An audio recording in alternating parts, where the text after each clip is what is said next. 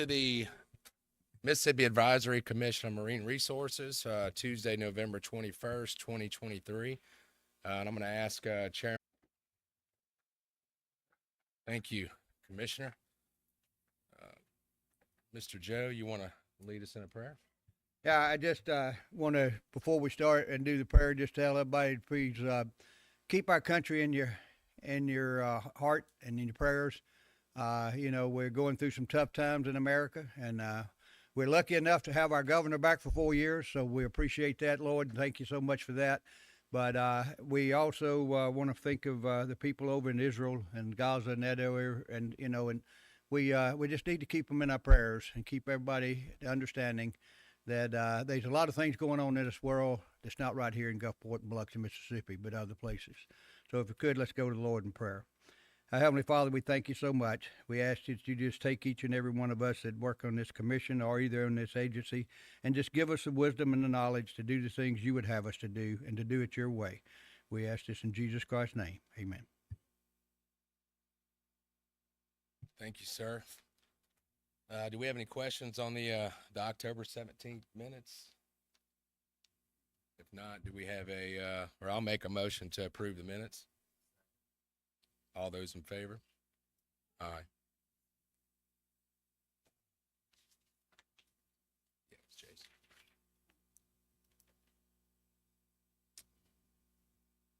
Do we have any questions on the agenda? If not, I'd like to make a motion to approve the agenda. All those in favor? Aye.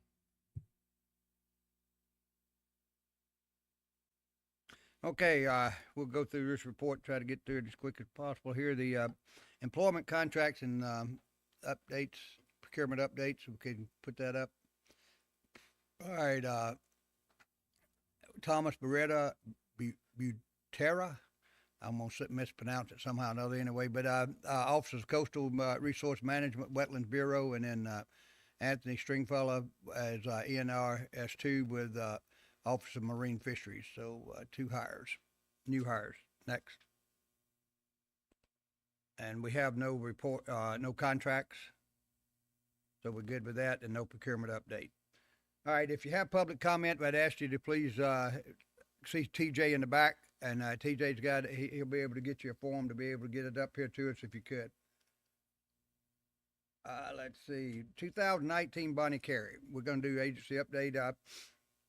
Right now, we have the charter boat fishermen have all been filed, and we're trying to get them paid. And we was 50 of 72 other day. Are we any better?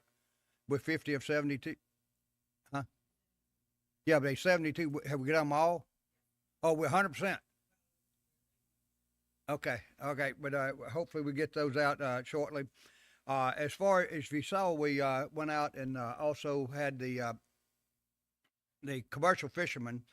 And if you were an oyster fisherman, then you had to check. The initial check was $15,000, and if you were a other type commercial fisherman but not oysters, it was $7,500. The reason for that, for everybody to understand, is the oyster fishermen are still suffering.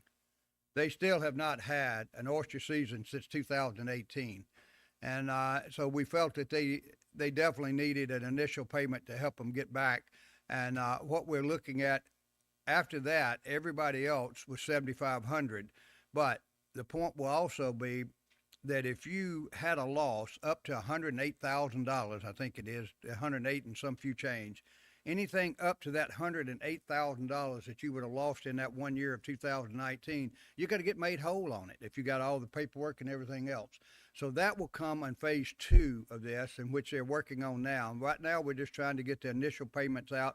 I have signed a bunch of them this week, and I know that they are going out where we've got the agreement signed with the fishermen. So hopefully we'll get them to them in the next couple of weeks, and they'll be able to get that initial payment out.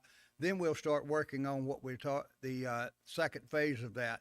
So if everything goes the way that we've looked at it, we will be about 95% of the people will get made whole.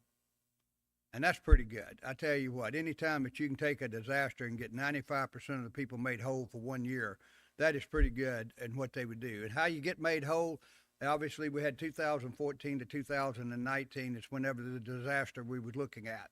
So anything if you had trip tickets and you turned them in from 2014 to 2019, and then we were able to take those trip tickets and we were able to figure out what an average for the year would be, and that's what you would be getting paid as if you would have worked the whole year of 2019. That's what our goal is. That's our goal, is to get everybody 100% to that point. We're not going to get everybody. Some of your larger fishermen, especially the shrimpers, that are large shrimpers, they not going to be able to make whole because obviously do a lot more than $100,000 a year. But the other thing is they were also able to go to other areas and shrimp.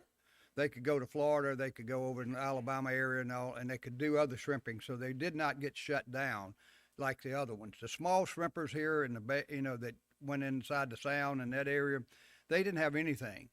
So the crabbers, the finfish, the oysters obviously didn't have anything for 2019. It was a total wipeout.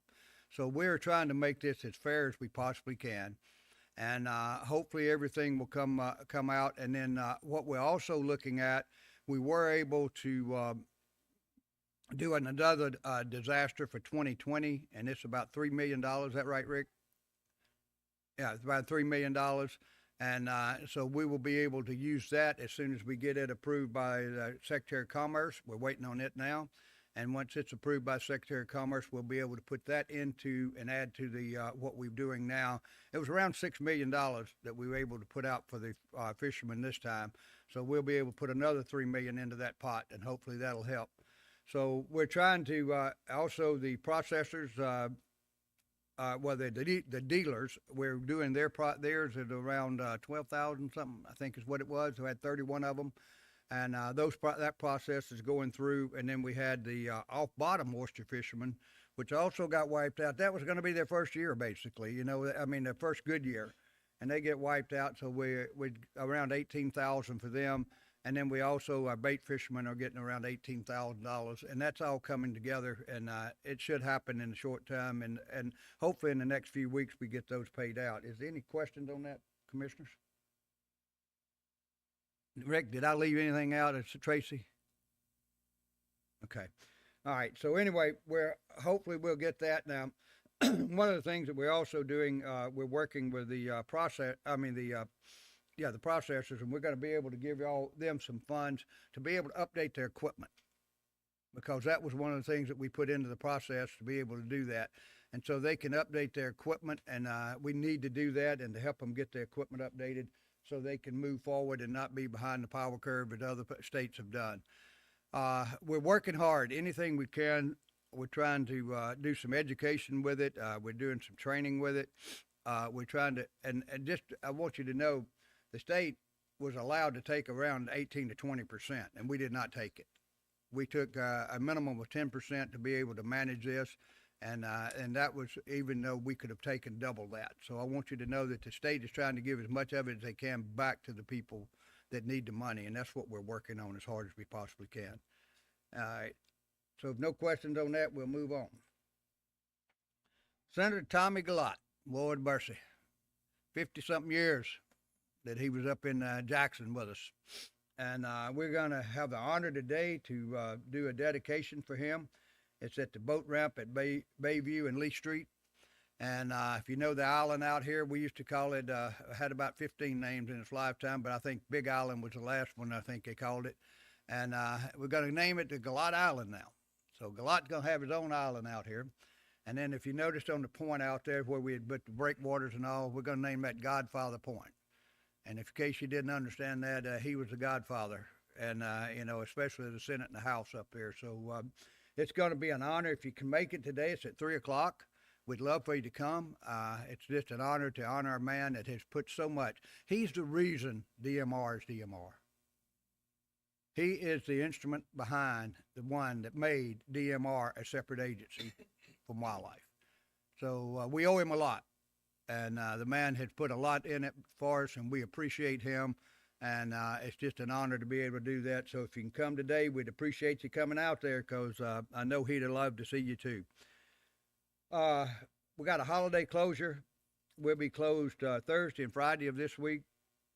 And then we'll also be closed on the Monday of Christmas and Tuesday after Christmas.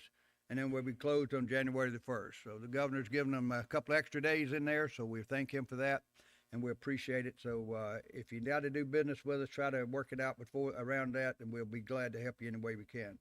Our next commission meeting is scheduled for Tuesday, December the 19th. Is there any problem with any of y'all on that? All right, so we'll just leave that as it is. Update on derelict vessels. We have 129 derelict vessel cases that have been reported since we started tracking. 82 of them have been removed. 47 are in the pending removal right now, and we got 5 that are in the court. So Roy and them are doing a great job over there, so everything seems to be working out with the derelict vessels. That's pretty much on the agency update. Is there anything, any questions on anything else? If not, then we'll go to actions update for prior meeting. Discussed at the October 2023 meeting, the commission recommended and the director approved the following motion.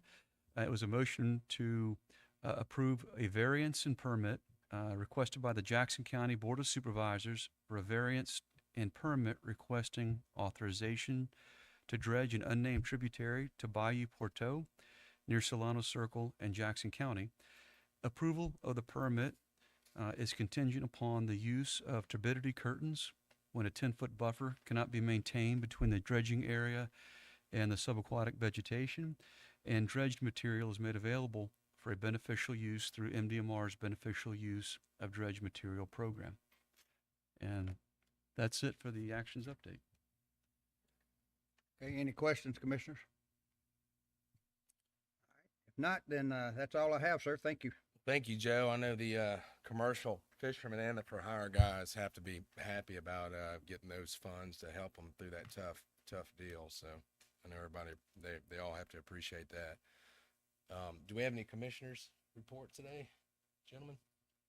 Really have a report, but I just want to amend the prayer that was given and wish the best to you and your family with the passing of your mother this last Sunday. I know that's pretty hard, but Well, she was 96 years old and lived a great life, and she was ready to go long before we was ready for her to go. And as my sister told me, she found her Sunday morning and she was laying across the bed with a smile on her face. So that means that she died happily. Thank you. In our prayers, for sure. Chief Wilkerson, Marine Patrol report.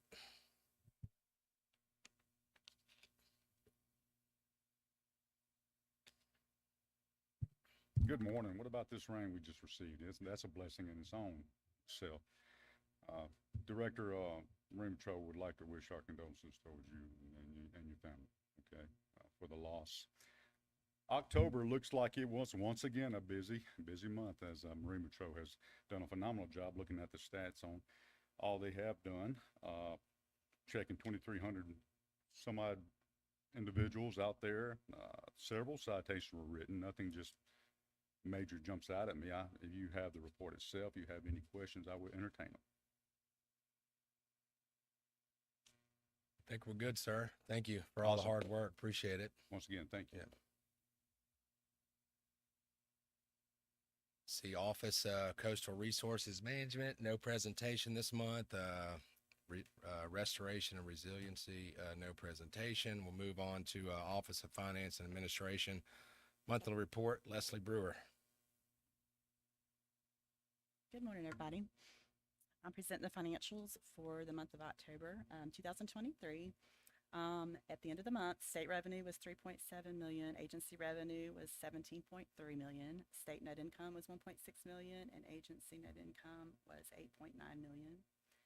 After 4 months, our operating funds were at 96.6 of budget and 87.8 for Tidelands. Have any questions? Yeah, and I forgot to mention, we did get that $11 million Thailand check, so that was good. Very nice. All right, we have a Tidelands Trust Fund update by Sandra.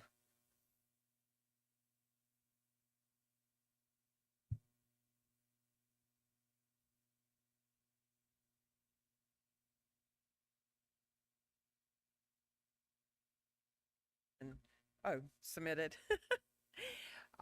for, to be put in a book, and they'll go to the legislatures in January for approval. We received 86 applications for a total of $36 million requested from public access and managed projects. For public access projects, there was 28 million requested, and for managed projects, there was 8.6 million requested. And as you can see, and from what the director said earlier, that's way more than what we got. In 2024, we got 11.4 million. So we get way more requests than we have funds for. In our FY24 awards that are now awarded since we have the money in-house, we were awarding 6.1 million. Hancock County got 1.2 of that. Harrison County got 2.4 of that. And Jackson County got 1.6 of it, with 833,000 going to miscellaneous projects. For the FY24 managed projects, we received 3.9 for managed projects and 1.3 for the bond payment. Of the managed projects, we have not yet funded 1 million of it. That's still waiting to be funded. DMR has funded 2.7 million for DMR, and we have made our bond payment, and we have one miscellaneous project for 200,000. This is our FY26 Tidelands application cycle. It's the same cycle every year. Just changes the year, but the months and everything stay the same. We'll be accepting applications for the FY26 Tideland cycle starting May 31st and ending July 1st. We do this every year. You have any questions? Thank y'all for your time. Appreciate you.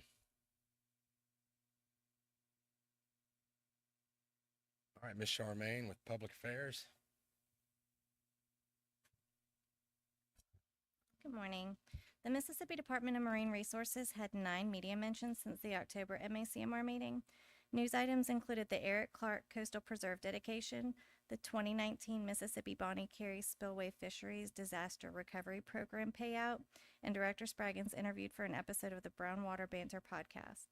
The Office of Marine Patrol took part in Career Day events for West Harrison High School, Woolmarket Elementary School, Stone County High School, Holy Trinity Catholic School, St. Patrick High School, and at the Katie Booth Community Center. Additional events included Westminster Presbyterian Church's Fall Festival, Long Beach Police Department's Night Out Against Crime, and the Biloxi Police Department's Community Festival Against Crime at Point Cadet.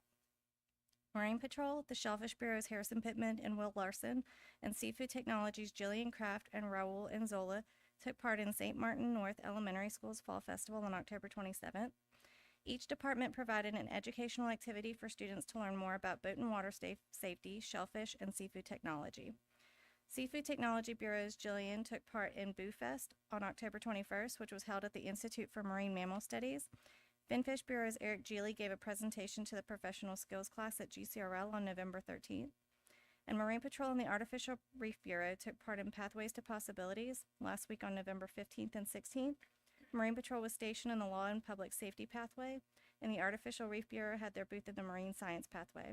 The 2-day event had thousands of students participate from throughout the southern part of the state. All right. Thank you, Ms. Charmaine. On to Office of Marine Fisheries. Looks like the first one involves the crab trap removal program. Jason?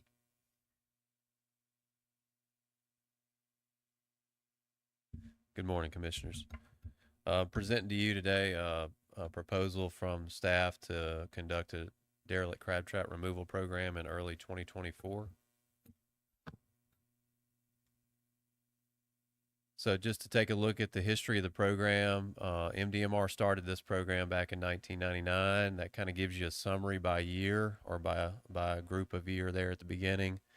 The first public cleanup was conducted in 2003. That's what we're proposing in 2024. In the past decade or so, we've had a cleanup every 2 to 3 years on average. We don't typically do public cleanups more often than that, just because there's not necessarily a need based on what we're seeing out in the environment. And to date, we've collected over 22,000 pots in out-of-state waters, recovered that much gear from the water. So this was our most recent cleanup. Back in 2021, we did a cleanup in late January, and the green area there that you're seeing along the mainland shoreline up to a half-mile off was closed for that cleanup, as well as all the bays and the Pascagoula River system. So this is more than likely what we'll propose to do for the 2024 cleanup, is to close those inshore waters. So just to look at historical cleanups a little bit closer, these are the dates from previous cleanups. Like I said, the last one we had was in January. You typically have cleanups in the winter months of February, January. We have had a couple of late spring cleanups, but generally we've proposed these in January, February, March in an effort to accommodate the fishery as best possible and to take advantage of low tides. State statute mandates that for crab trap closures, for the purpose of removal of abandoned traps, that we close waters no less than 10 days and no more than 30. Any trap remaining after the 7th day of the closure is considered abandoned and can be removed by the general public based on statute. The closure dates that we'll propose for this year will be based on stakeholder feedback. We're working on postcards right now to send out to all license holders. That'll go out either tomorrow or Monday. That'll survey the license holders to see what dates work best for them and to solicit participation, volunteer participation from the fishery. And so what we'll do, once we set the date, there'll be a couple of notices that go out, and we'll do some other methods for getting the word out about the closure. But we typically plan the dates also based on weekends. We try to set the dates so that the cleanup occurs on a Friday, Saturday, Sunday, and we try to schedule around other big events. And one big event we typically have is Mardi Gras, so we try to work around that so we get as many volunteers as we can to the event. And then we look at tides. We try to plan around a low tide being in the morning. Typically a higher range tidal cycle is what we're looking for, so that the pots are exposed so volunteers can see them. And then this is a couple of examples of what we've done in the past. 2021, we put out a news release. We sent out 2 notices by postcard notifying all the license holders of the closure. Like I said before, we're going to propose this within 1/2 mile of the mainland shoreline for 10 days, which is the minimum. And those dates will be set at a later time based on the feedback from the fishery. It'll occur between January 1st and March 31st. Crab fishermen will be allowed the first 7 days of that closure, as is mentioned in the statute, as a time period for them to get the gear out of the water. And on at the end of the 7th day, then those pots are considered abandoned. Volunteers will have 3 days on the back end of that 10-day closure to do the cleanup. And then, like I said, all crab fishermen will be notified ahead of time. We'll do the postcard mail outs. We'll do a legal notice in the paper, press release, and social media posts. We'll have drop-off locations in each county. Historically, those have been at Bayou Caddy, Ocean Springs Harbor, and Pascagoula Point Park. And tentatively, we'll stay with those same sites. We, in the past, have gotten roll-off dumpsters donated by a local scrap metal recycler, and all of the pots that are recovered during the cleanup are recycled. So, and then just our recommendation is for the executive director to establish a crab trap closure in public waters for the purpose of conducting a derelict crab trap cleanup for 10 days in 2024. Closure area and dates will be based on stakeholder feedback. And I'll take any questions. Yeah, how do you work with the volunteers, or what kind of volunteers are you looking for? And do you provide boats for them to go out, or? So we don't provide boats.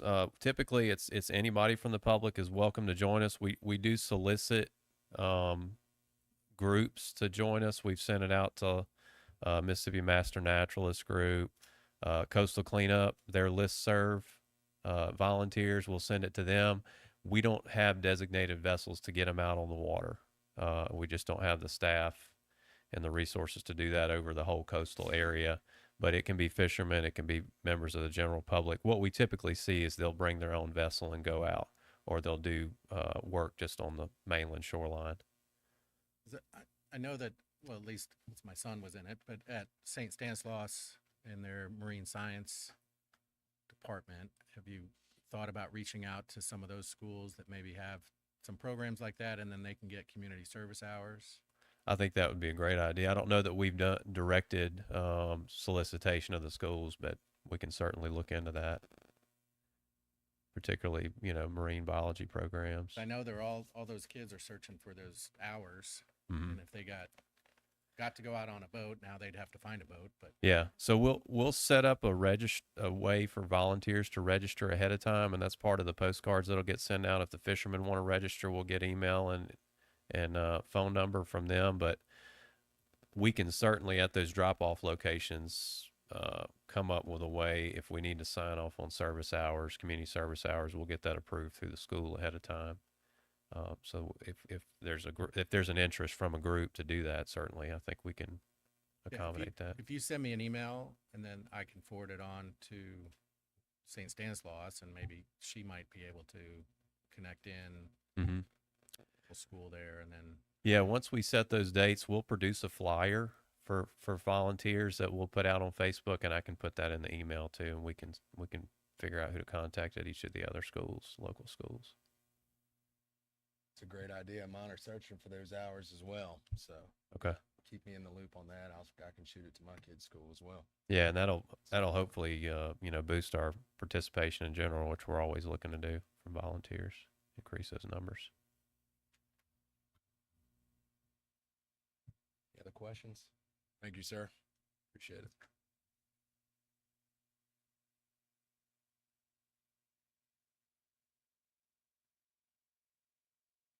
You can. It sounds like everyone's in favor of it, so you can make a motion to go along with staff's recommendation.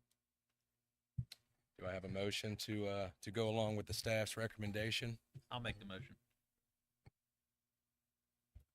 All those in favor? Aye. Opposed?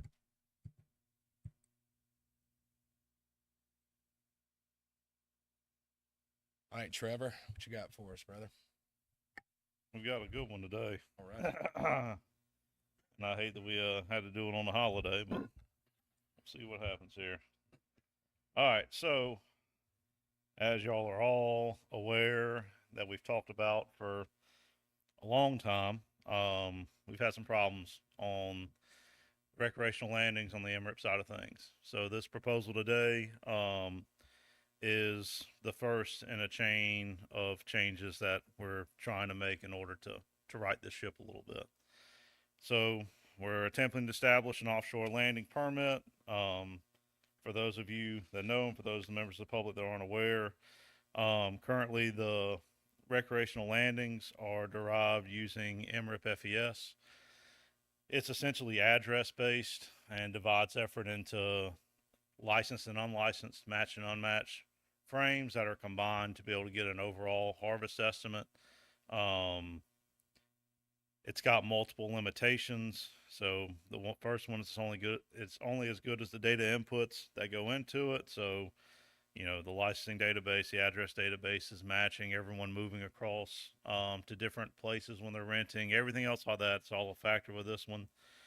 And it's inflexible to change. So essentially, the biggest problem we have here is that the stratification of effort is basically based on what our staff sees at the dock. So if we get 4 offshore trips out of 10 trips that we observe, 40% of the effort goes to the offshore group, and it's multiplied by the entire license frame and all the ones that are unmatched, which leads to these overinflated estimates. So we're trying to fix that with this program here.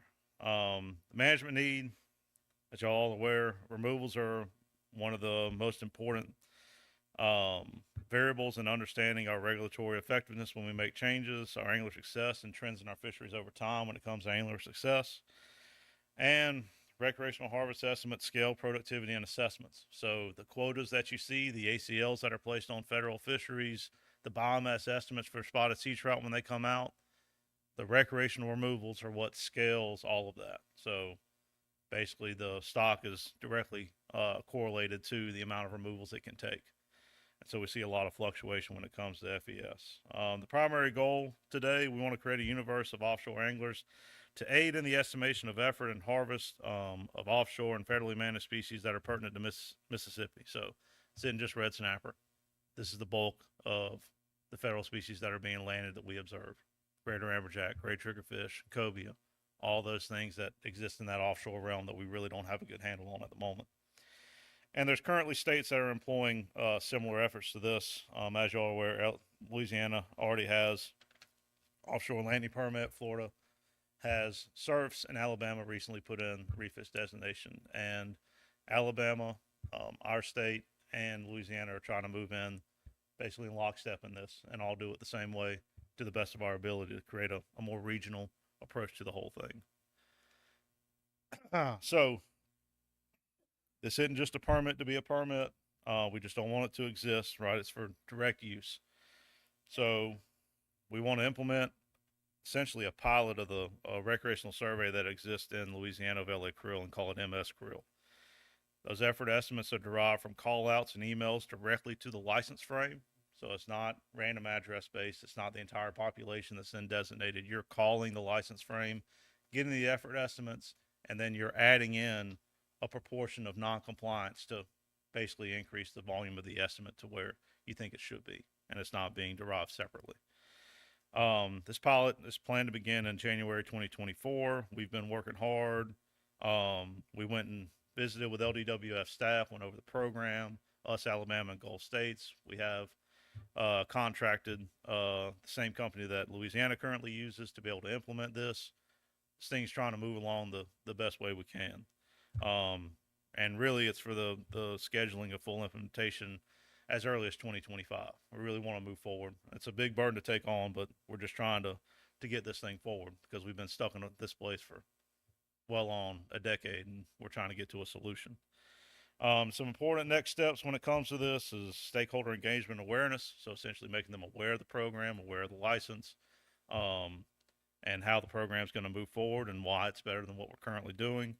Plan comparisons and analyses. So comparing our estimates that are derived directly to MRIP, determining differences, where those differences lie, and how we might be able to adjust what's been observed to be able to get to this last one, which is transitioning the entire recreational time series for all species.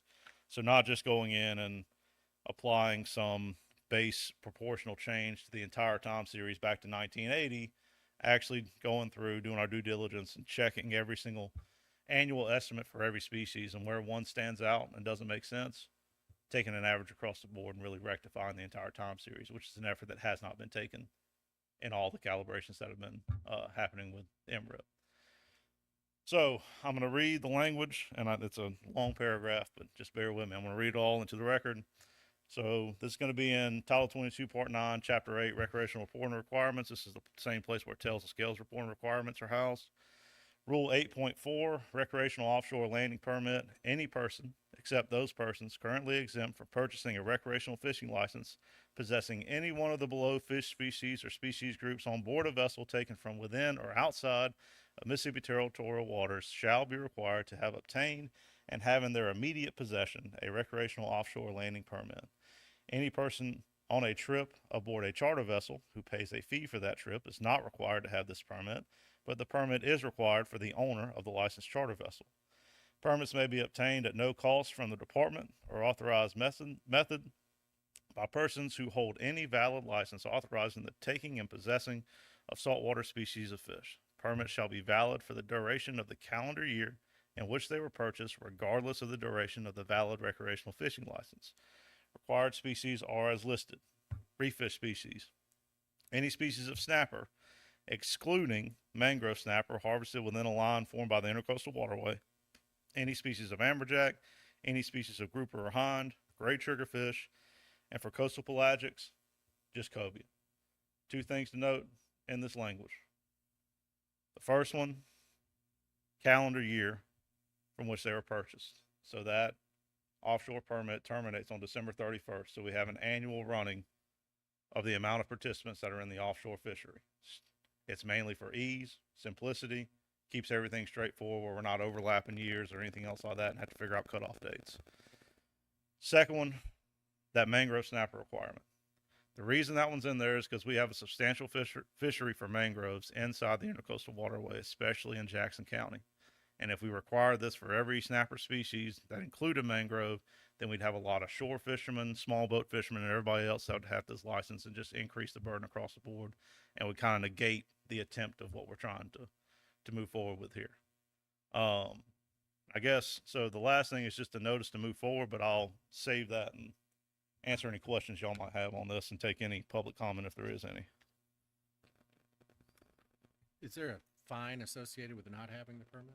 So we've had meetings with Marine Patrol on this, and we're going to approach it the same way we did with tails and scales, right? The goal of this is to provide an overall benefit to our fishermen and a benefit to the fleet overall.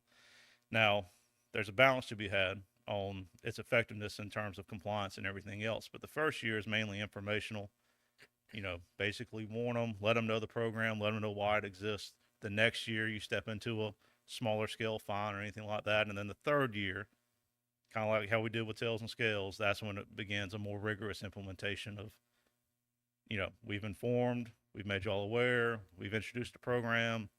Now it's going to be more strictly enforced to be able to get that compliance estimate more exact and up as high as we can. This be something that'll be available when we go online and purchase a fishing license, just have like another option that'll make it simple, or? So no, but I have a reason for it.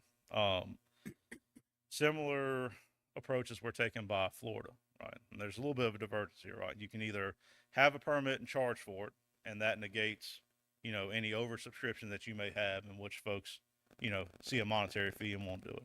If you line it up right behind the license, it's no different than the HIP permit for folks who are going hunting, right? You get your license, you got a check box, you check it, which means every single person that may have the possibility of even thinking about going out and catching a reef fish or a cobia in a given year is going to click that box, and likely leads to oversubscription, overinflation of that offshore universe. The goal here is to not charge any fee and have it housed in a different area than our license, essentially on our website, where they go to us, they call our staff if they have problems, everything else like that. They're in direct contact with the department, and that's how they get it. And that's how Louisiana's conducted it, and it seems to do well with the oversubscription problem. So that oversubscription, I get it. So you're making every effort to make sure it's a realistic number. Yeah, while not trying to burden the anglers too much on it. And that's the way I'm seeing. So for like a recreational guy, it's just regardless of the species, it's one permit for me for the year, right? I mean, it covers the entire group of reef fish. Mm-hmm. Okay. And really what it does is it constrains that effort, and folks with more, avidity, more avid anglers, it kind of constrains their effort to that universe alone and doesn't expand it across the entire license universe. It really keeps it to that group where it should be. And Louisiana's had a lot of success. One of the things too, first off, we're not paying for this MS Krill. That's being paid for by the federal government. They have a grant that they're giving us, so it's also something that they're looking for.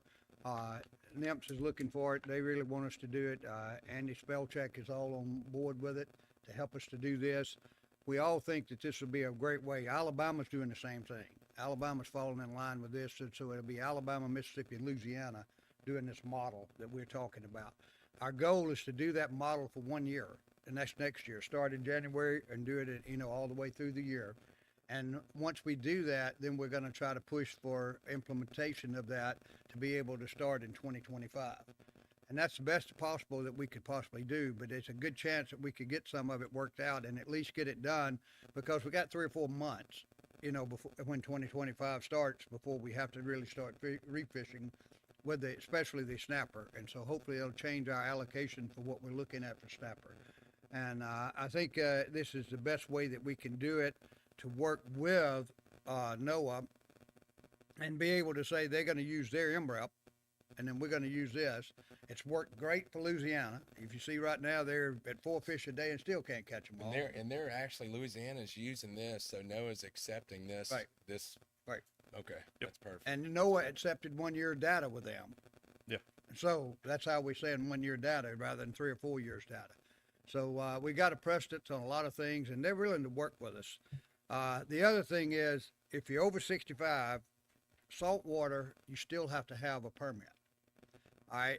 Now, you know, if you're over 65 in wildlife management, you don't have to have anything. You don't even have to have a license.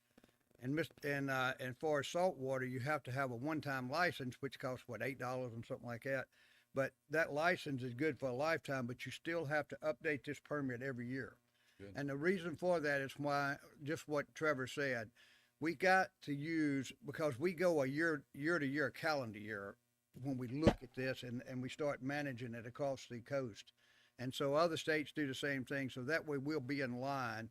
And for what we catch from January to the end of December of that year will be in that allocation.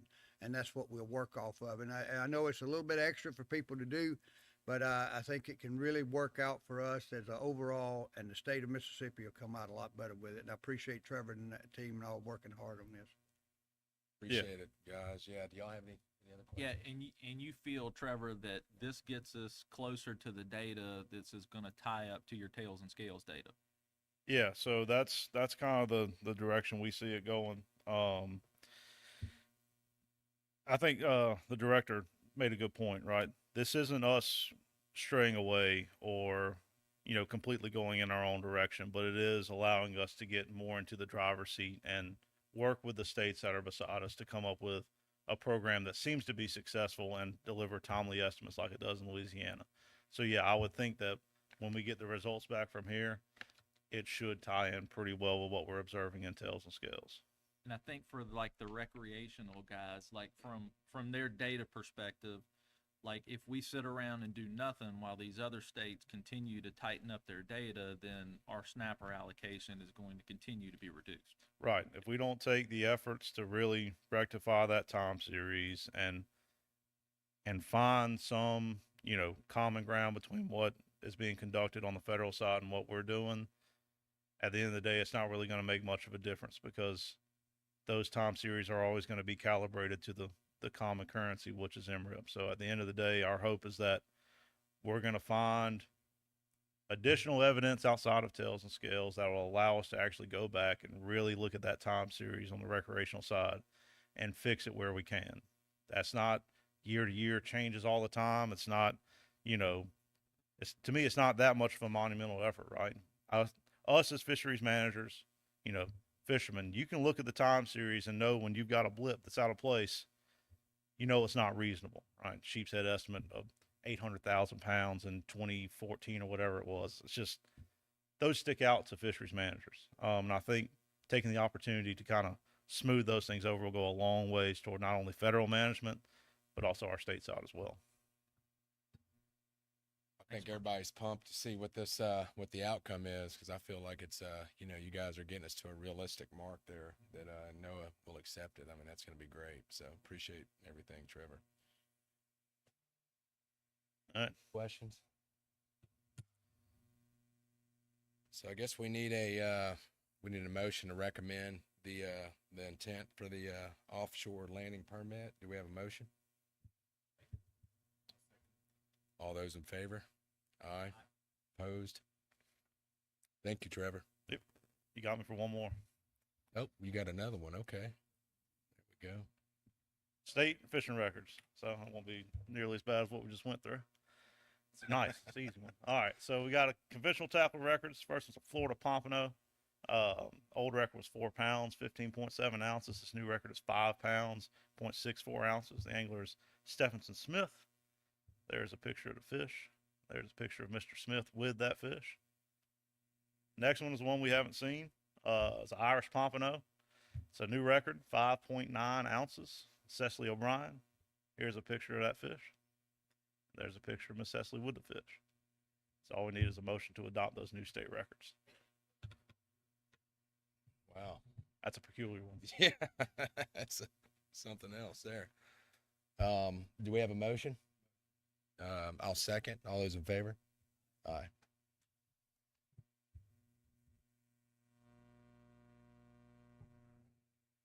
All right. Aisha Gray.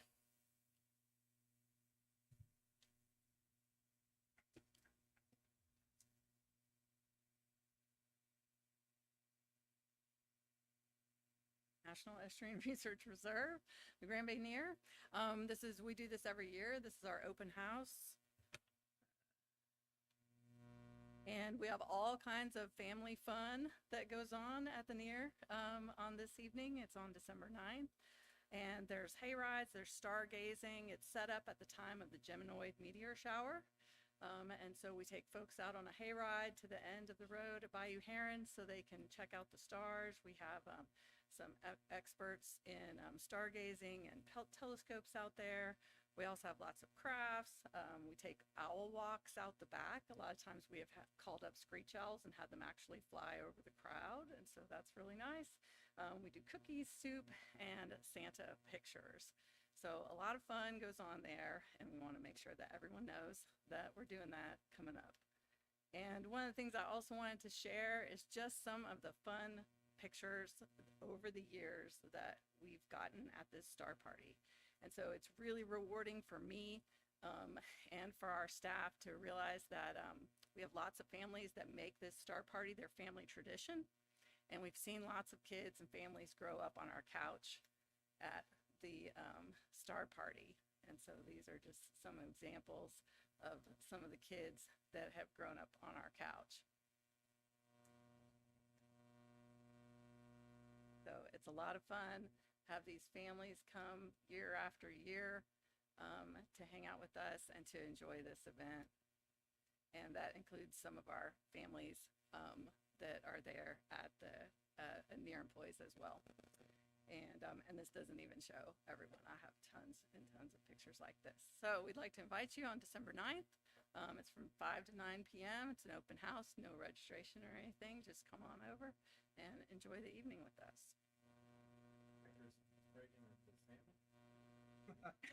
Hey, actually, Director Spraggins, we are looking for a Santa. You know, I think Patrick looks like a good one. So yes, if anybody would like to be a Santa this year, please get in contact with me.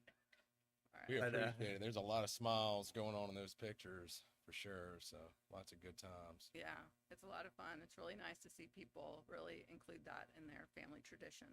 And it's something I talk a lot about as one of the things that the Near, our aim is to work on what we do in terms of research and education and service to our community, but we want to be a place that people really value and they come to, and we see that happening with this party.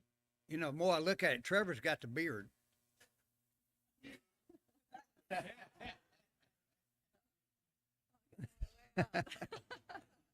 Hey, also, thank you, Dr. Gray, for coming out here today. And, we don't get enough information with her. She does a lot over there. I mean, a huge amount of work over there day after day. And we're lucky to have Dr. Gray and her team, and we're also lucky to have a Near in our state because there's not one everywhere. And this is something that we're able to use, and it's funded at 70% by the federal government, and we fund it 30% out of Tidelands. So it's a great deal for us to be able to have that. If you ever get a chance, stop by and see it. I mean, there's numerous things that they do every year, and this is just one of them, but there's numerous events that happen year round over there. And if you ever just want to just take a chance as a commissioner to go by and look at it, just let Dr. Gray know. She'd be glad to show you the whole area. And it's a thing that I think you'd be impressed with what you see. And we appreciate it. Absolutely. Yep. Well, we're down to other business.